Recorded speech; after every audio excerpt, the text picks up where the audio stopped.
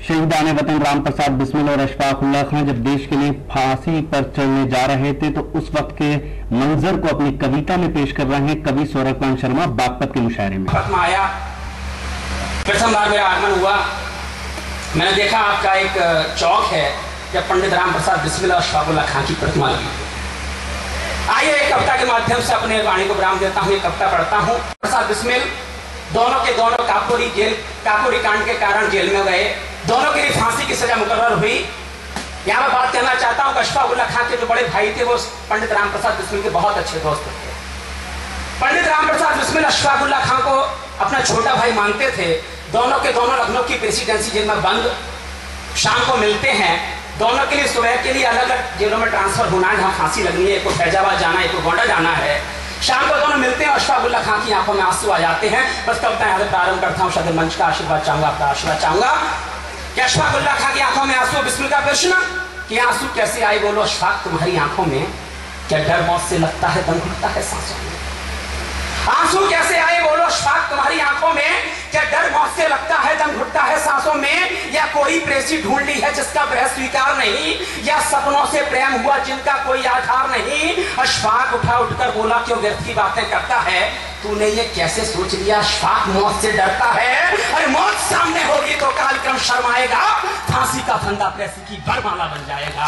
फांसी का फंदा प्रेसी की बरमाला, फांसी का फंदा प्रेसी की बरमाला बन जाएगा। सपनों की बातें करते हो, सपनों की बातें करते हो तो सपना तो ये जन जन का है। आजाद वतन हो ये भारत सपना ये जनमन जन का है। लेकिन आंसू आए क्यों बिस्मिल तुम्हें बताता हूँ, पीड़ा हृदय का चोट रही राज तुम्हें बताता हूँ। लेकिन आंसू आए क्यों बिस्मिल तुम्हें बताता हूँ, पीड़ा हृदय का चोट रही राज तुम्हें बताता हूँ। फरमान हुआ है फांसी का सार्थक सपन ना कर पाए, ये मलाल साथ ही जाएगा आजाद वतन ना कर पाए। फरमान हुआ है।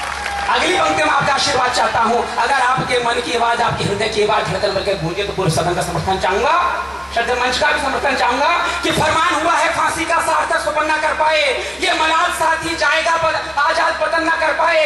आजाद वतन को करने को एक जन्म ना काफी है, लगता है भारत माने मुझसे कि ये बेइंसाफी है। और तू सेवा का अवसर पाएगा, मनोरथ पूर्ण तेरा होगा। मैं जन्मजात हूँ मुसलमान ना पुनर्जन्म मेरा होगा, मैं जन्मजात हूँ मुसलमान ना पुनर्जन्म। इसलिए अश्रुओं की गंगा नैनों से प्रवाहित है, इसलिए अश्रुओं की गंगा नैनों से प्रवाहित है। मेरी वाणी का एक एक अक्षर हृदय से उच्चारित है। मन तो मेरा भी करता है तेरे सूत्र को धारों में, माता पिता गुरु का तीनों का कर्ज उतारों में। पर बोलो बिस्मिल मैंने कब धर्म का बंधन तोड़ा है, पर पुनर्जन्म की अभिलाषा ने हृदय को झकझोरा है। पर पुनर्जन्म की अभिलाषा ने हृदय को झकझोरा है। एक जन्म और मिल जाता तो माँ का कर्ज उतर जाता। इतिहास के स्वर्णिम पृष्ठों पर अशफाक नाम नजर आता, इतिहास के स्वर्णिम पृष्ठों पर। तब बिस्मिल हंसकर बोला तो क्यों दिल को छोटा करता है, तब बिस्मिल हंसकर बोला क्यों दिल को छोटा करता है। मरता है केवल मृत अमृत भला कब मरता है। राष्ट्र रक्षा से बढ़कर धर्म नहीं हो सकता है, और माँ की ममता से बढ़कर मर्म नहीं हो सकता है। राष्ट्र रक्षा से बढ़कर धर्म नहीं हो सकता है, माँ की ममता से बढ़कर मर्म नहीं हो सकता है। राष्ट्रहित बलिदान हुए तो मृत्यु का नहीं वर्ण होगा।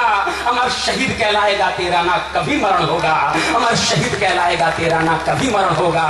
समर भूमि में सिंहों का हौसला पस्त नहीं होता, और कितनी ही दम की छाया हो दिल का रस्त नहीं होता। जय हिंद जय भारत। बहुत अच्छे सौरभ शर्मा जी, बड़े इनकलाबी लहजे में आपने तारीख के वाक़यात को अपनी शायरी में पेश किया। आप बड़ी ओजस्वी वाणी में अपनी बात कह रहे थे। मैं भी सोच रहा था कि वक्त पढ़ने पे हर एक बार उठा लेते हैं, कुल के शायदा हैं मगर खार उठा लेते हैं। हम वो शायर हैं कि जब जुल्म का सर उठता है हम कलम फेंक के तलवार उठा लेते हैं। कभी कभी हालात जब इनकलाब के होते हैं तो कलम को तलवार की तरह तेज धार वाली बनाना पड़ता है। शर्मा जी ऐसा ही कर रहे थे। माहौल बड़ा गंभीर और संजीदा हो गया है, ऐसे में ज़रूरी है कि कुछ झंझट की जाए। बागपत में हुए शानदार मुशायरे और कवि सम्मेलन के ऑर्गेनाइज करने में अहम रोल अदा किया बागपत नगर पालिका परिषद के चेयरमैन जनाब राजुद्दीन एडवोकेट साहब ने, जो इस मुशायरे के ऑर्गेनाइजर थे। हम शुक्रिया अदा करते हैं जनाब कोहिनूर साहब का, साथ ही शुक्रगुजार हैं हिंदुस्तान के मशहूर और मारूफ शायर जनाब जिया बागपती साहब के। इन दोनों हजरात ने मुशायरे में शोरा और कवियों को बुलाने में अहम रोल अदा किया। साथ ही शुक्रगुजार हैं जनाब जिक्रुर रहमान साहब के, जिनकी दावत पर हम बागपत पहुंचे और ये मुशायरा कवर किया।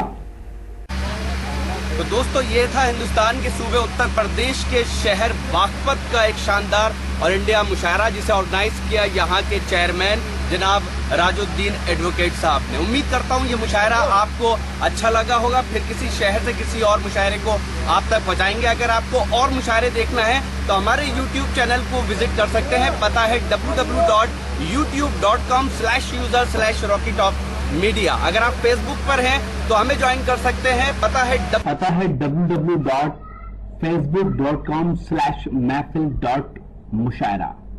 मेरा मोबाइल नंबर है 9997640286। फिर किसी शहर से किसी और मुशायरे को आप तक पहुंचाऊंगा।